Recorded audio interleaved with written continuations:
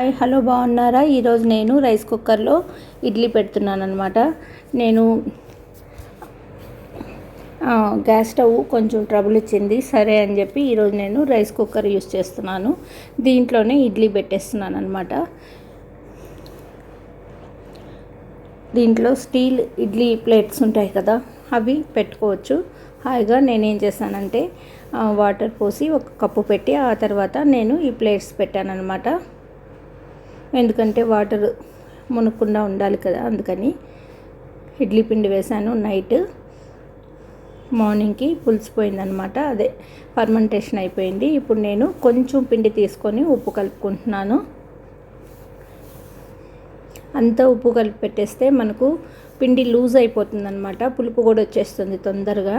అందుకని మనకి ఎంత కావాలో, మనం ఎన్ని ప్లేట్స్ ఇడ్లీ పెట్టుకుంటామో అంత పిండి మాత్రమే తీసుకొని ఉప్పు కలిపి చేసుకుంటే పిండి అంతా బాగుంటుంది. తొందరగా పులుకుండా ఉంటుంది అనమాట. కనీసం 4 days దాకా. నేను కొంచెమే వేసాను అనుకోండి. చూసారా, ఉప్పు బాగా కలిపేసుకున్నాను. మరీ టైట్గా ఉండకుండా పిండి కొంచెం వాటర్ వేసి మంచిగా కలుపుకోవాలి. ఉప్పు వేసిన ప్రతిసారి కొంచెం దాని మీద వాటర్ వేసి కలిపితే మంచిగా మిక్స్ అవుతుంది. ఆ తర్వాత ఇడ్లీ ప్లేట్లకి నెయ్యి రాసి ఇడ్లీలు వేసేసాను. నెయ్యి రాసేసి పిండి వేసేసాను అనమాట. ఆ తర్వాత నేను రైస్ కుక్కర్లో పెట్టాను. చాలా బాగా ఉడుకుతాయన్నమాట రైస్ కుక్కరు. మా పిల్లలు చిన్నప్పుడు స్కూల్కి వెళ్ళేటప్పుడు నేను రైస్ కుక్కర్ బాగా వాడేదాన్ని. మధ్యలో మళ్ళీ వాడడం మానేసి గ్యాస్ స్టవ్లోనే అన్నీ, అంటే 4 burner ఉండింది, అందుకని అది బాగా యూస్ చేశాను గ్యాస్ స్టవ్. ఇప్పుడు మళ్ళీ కొంచెం అంటే ఎమర్జెన్సీకి రైస్ కుక్కర్ లాంటివి యూస్ చేసుకోవడానికి బాగుంటుందన్నమాట. మనకు గ్యాస్ స్టవ్ సిలిండర్ పనిచేయనప్పుడు, గ్యాస్ స్టవ్ ట్రబుల్ ఇచ్చినప్పుడు, ఇట్లాంటప్పుడు కూడా మనకు పనికొస్తుంది కదా, అలాంటప్పుడే యూస్ చేస్తున్నాను. ఇప్పుడు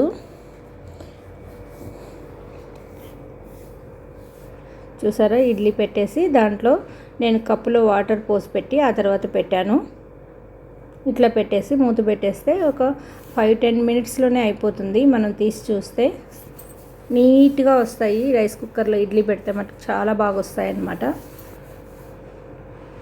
ఎందుకంటే దీంట్లో బాగా నేను పెట్టేదాన్ని కాబట్టి చెప్తున్నాను. చూసారా, కుక్ మోడ్లో పెట్టేశాను. 10 minutesలో ఇడ్లీ అయిపోతుంది.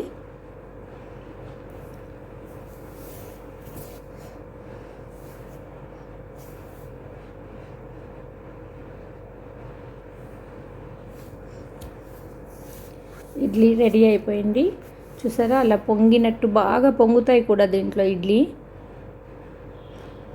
ఇంకా తీసేసి మనం సర్వ్ చేసేసుకుందాం.